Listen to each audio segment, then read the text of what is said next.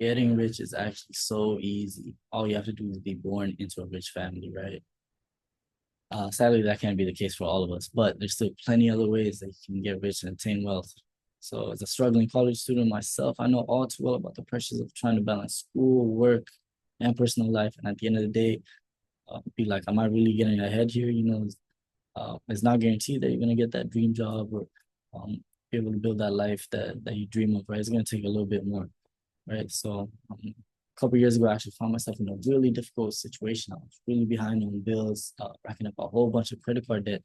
And I was just, constantly more and more in the red as months went by, right? And found it really hard to vision a way out of this. It felt like I'm kind of this is what life is meant to be for me. I'm not kind of person who's supposed to have it easy or be able to afford all these kind of things, right? So anyway, that was just kind of terrible mindset. And I really made a lot of bad decisions. Eventually, I decided to I'm gonna turn this thing around. And I'm really gonna set things straight, right? So that's really what set me down this path to financial literacy. Having said that, I'd like to share with you guys 4 steps that anyone could take to becoming wealthy in the U.S. Starting with step 1 is going to be building an emergency fund. Step 2 is going to be paying off all high interest debt. Step 3 is setting a savings goal and working towards that goal. Lastly, step 4 is investing in the stock market, right? So getting right to it. First step, building an emergency fund. This is savings amount of $1,000 to $2,000. It's going to be like a safety net, just making it possible to take care of any unexpected situations while we're setting this plan up. So that's something happens with your car or trip to the emergency room, something like that. You're able to handle that without going further into debt. Once we built that $1,000 to $2,000, we're ready. Step 2, we're going to focus on paying all credit card debt, right? It's really vital that we take care of this, because credit card balance and credit card interest is really going to eat you alive, man. It's really going to make it difficult for you to make any progress. You might put aside $100. All of a sudden, you get your credit card statement and you owe $75 just from interest. You owe $75 just because you owe money. Owe money for owing money. We kind of it's gonna make it tough, man. So anyway, we're gonna focus on that, on clearing that as soon as possible. So I would say set 10% to 25% of your paycheck as soon as you get paid directly to clearing that balance. You're gonna do that until you're debt free. At this point, you're feeling good, got a whole lot of momentum on your side. We're ready to stop paying other people. You're gonna pay yourself, right? This is when we really start, building stuff for ourselves, right? So, that being said, step 3 is continuing to build on that savings account. We have $1,000 to $2,000 already built up. We're trying to get to a point where we have 6 to 12 months of expenses in a savings account. Let's say we set a goal like $15,000. That's something that's going to take care of me for maybe 6 7 months or so. So that's preparing you for any major setbacks. Something like something happens with your job. Maybe you're out of work. This is going to give you that peace of mind that you don't have to do anything irrational. You have some savings aside, and you're able to kind of really analyze the situation and think, okay, what's the best way for me to sort this out?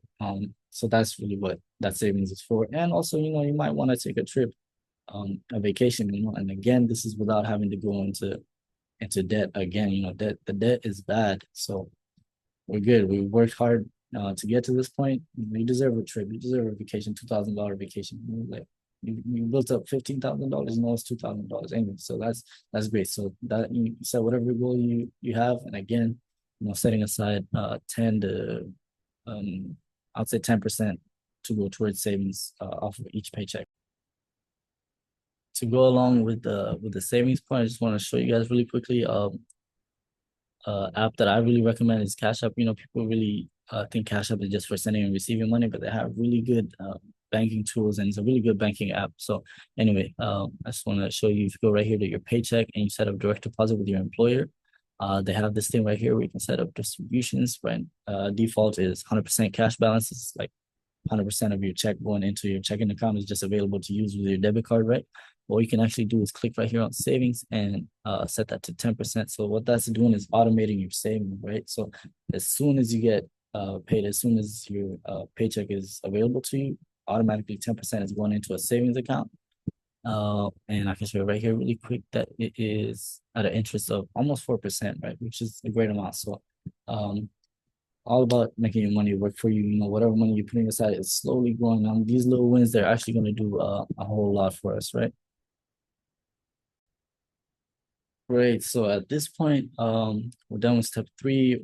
We've built up our savings, our 6 to 12 months worth of savings, ready for step four, which is really, it really kind of goes hand in hand with step three, right? You can do that at the same time. You don't have to have saved up that amount first before investing, right? So, with that being said, a great way to start investing is by opening a 401k with your through your job and making contributions up to the highest percent that your employer will match. You know, so let's say 4%. Let's say 4% of your paycheck is like $50, something like that.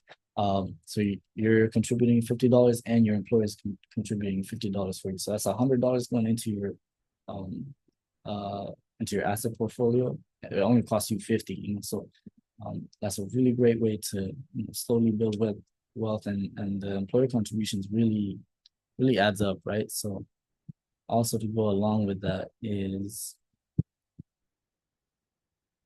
one sec. So again, with Cash App, go right here to distributions.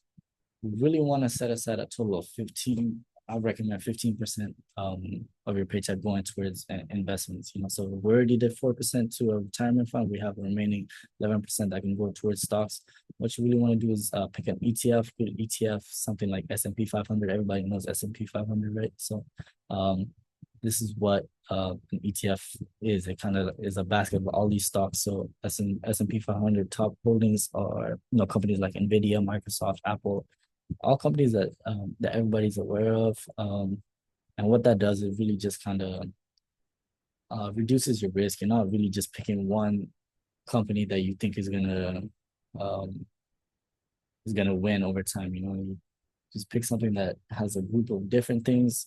You're diversified. Should something happen to it, like an Amazon, they go out of business, you have a whole bunch of other stuff in your portfolio without having to do too much. So you just have something like SPY, that's, you know, S&P 500. It's not letting me select it at the moment for whatever reason, but we'll just click on this weekend just for now. But you really don't want to pick just one. So anyway, we're going to set 11% to go towards SPY and not crispy Kreme. That being said, cool. So you have it set up where it's 79% is in cash, like going into your checking, 11% to stocks, 10% to savings. Again, this is automated, you know, making it so easy for us.